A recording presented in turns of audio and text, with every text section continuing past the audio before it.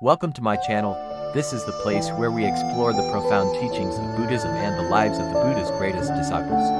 In today's video, we will discover the 10 extraordinary disciples of the Buddha, each renowned for their wisdom and compassion. If you find this content helpful, don't forget to like and subscribe to the channel so you won't miss out on future videos. Now, let's begin our journey with the Buddha's 10 greatest disciples. The disciple with the greatest memory and the guardian of the teachings among the Buddha's great disciples, Nanda stands out as the disciple with the most profound understanding of the Buddha's teachings.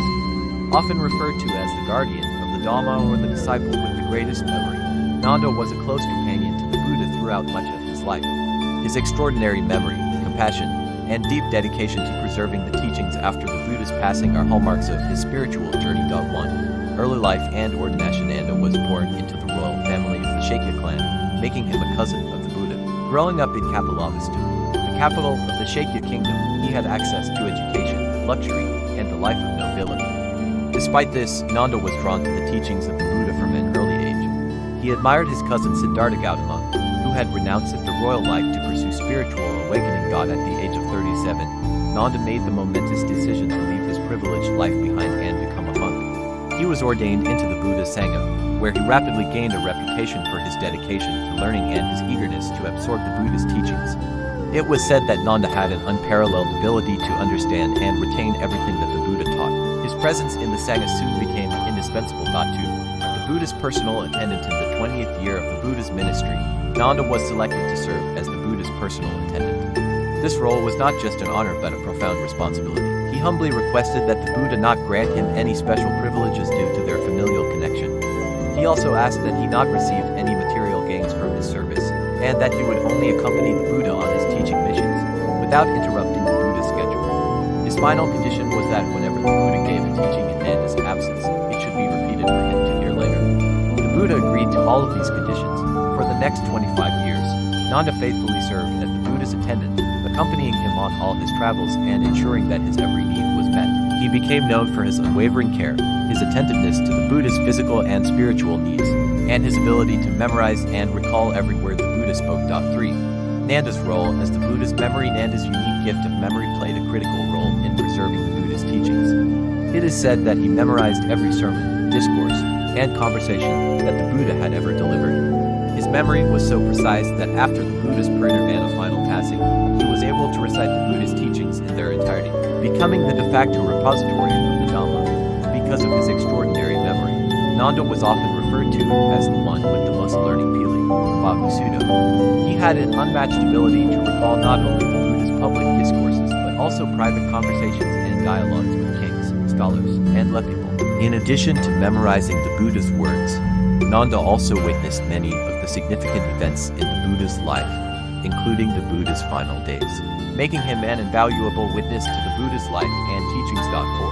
Compassion and gentleness. Nanda's character was marked not only by his incredible intellectual capacity but also by his deep compassion and kindness.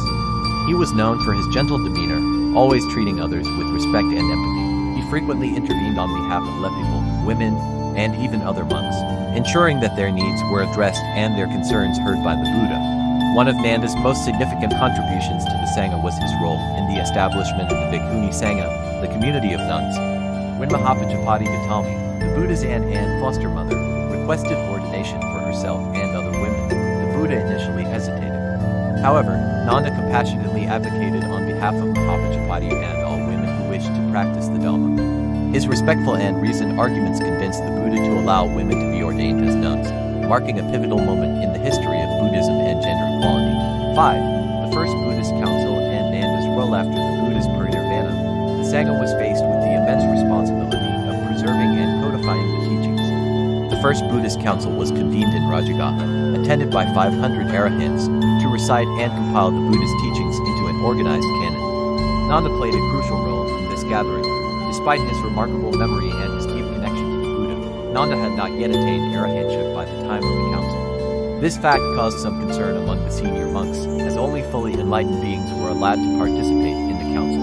In the hours leading up to the council, Nanda engaged in deep meditation and finally attained arahantship the night before the council began. During the council, Nanda recited the Buddha's teachings from memory. His recitations became the foundation for what is known today as the Sutta Pitaka, one of the primary divisions of the Pali Canon. Thanks to Nanda's dedication and extraordinary memory, the Buddha's teachings were preserved in their purest form, allowing future generations to benefit from the Buddha's wisdom. 6. A legacy of service and dedication in his life was characterized by his unwavering dedication to the Buddha and the Dhamma. His role as the Buddha's attendant, combined with his remarkable memory and deep compassion, made him one of the most important figures in early Buddhism. He was not only a custodian of the Buddha's teachings but also a living embodiment of the Dhamma. Nanda continued to serve the Sangha after the Buddha's passing, helping to ensure the survival and propagation of the teachings. He was a bridge between the Buddha's era and the future generations of monks and lay practitioners. His legacy of service, humility, and wisdom endures as an inspiration to all those who follow the Buddha's path.